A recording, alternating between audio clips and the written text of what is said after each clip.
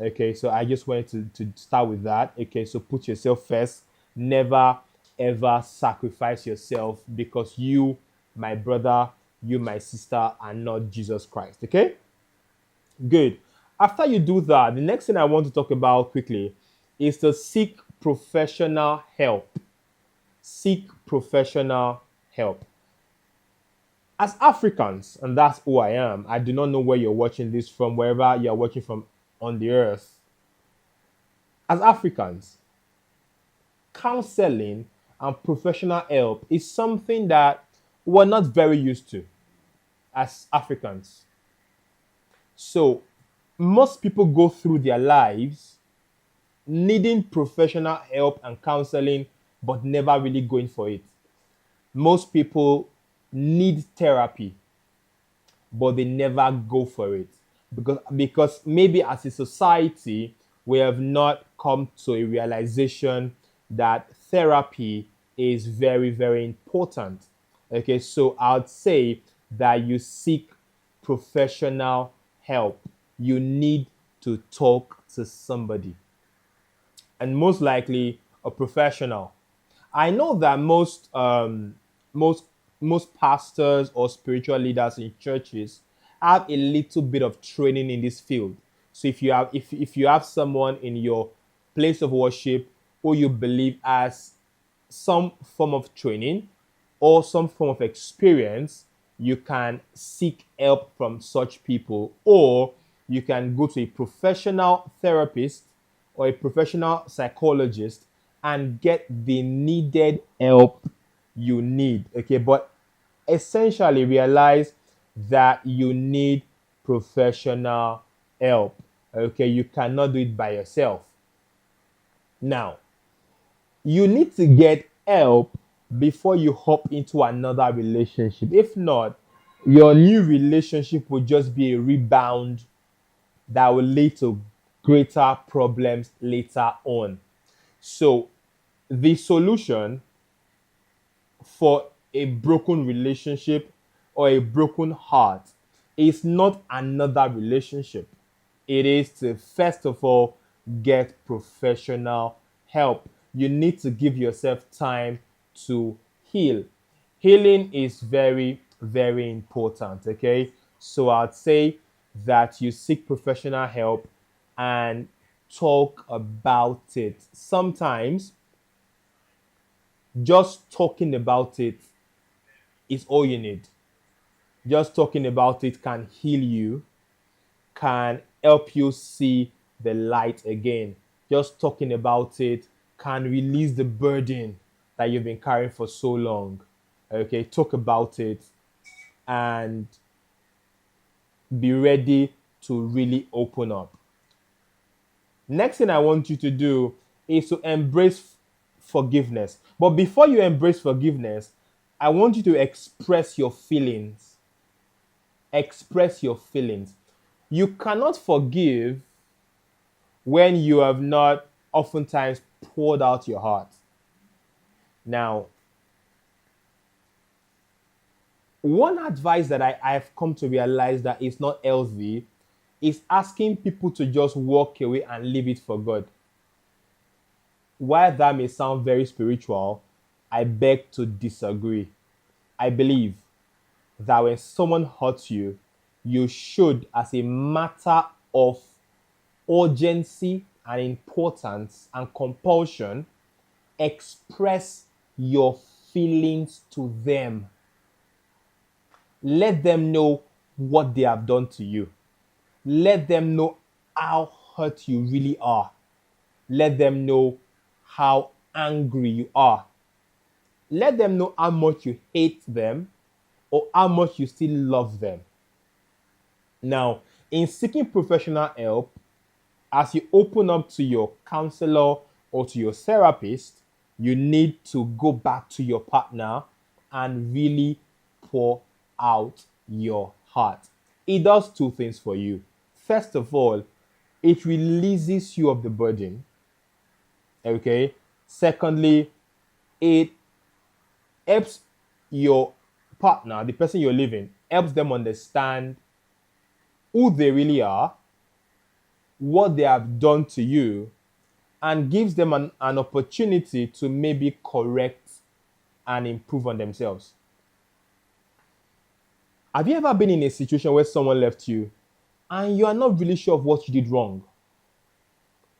You cannot really tell what you did or what they have against you, but they just left. It's not a very nice feeling. So I would ask you to express your feelings to your partner. Let them know what they have done to you. Let them know how you feel about what they did to you. And let them know that you forgive them. It is after you pour out your heart, after you have expressed yourself, that you can get to forgiveness. Forgiveness is the best medicine in the world. Forgiveness can heal anything and everything. In fact, there is no healing without forgiveness. There is no true healing.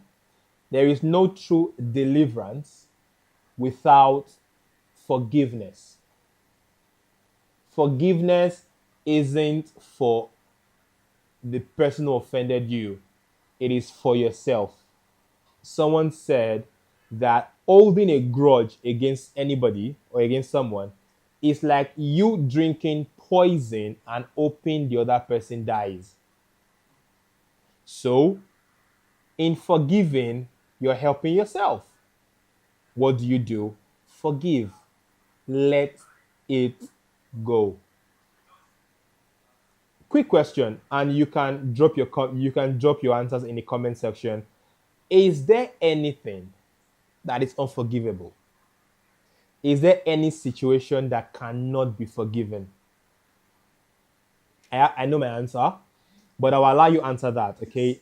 Before the end of the show, I will try to come back and answer that, okay? I'll answer that before the end of the show. So, is there anything that is unforgivable? I need you to allow your imagination run wild. Think of the worst case scenarios and ask yourself, can I forgive this if it happens to me? Will I forgive this if it happens to me? Now, if you allow your imagination run as wild as possible, you would begin to understand who you truly are and what kind of person you are. We must all cultivate the ability to forgive. Okay, so after expressing yourself, the next thing we said was what? We should embrace forgiveness. Forgive. Let it go. Is forgiveness easy? No, it's not. In fact, forgiving someone who hurt you is one of the toughest things you will ever do. It is one of the most difficult things you will ever do. I saw a video recently of a man or of a teenager, yeah? I think it was a teenager or a young person who had committed murder, okay, murder. He had killed someone. And while they were in court, he came with a very, very defiant attitude. It looked like he didn't care. He didn't give a damn about how the family of the victim felt or what the system was going to do to him. He didn't care. He was satisfied in his evil, as it were. During the trial, it got to a point where the brother of the deceased, the brother of the victim now, asked the court if he could do something. And the judge granted his permission.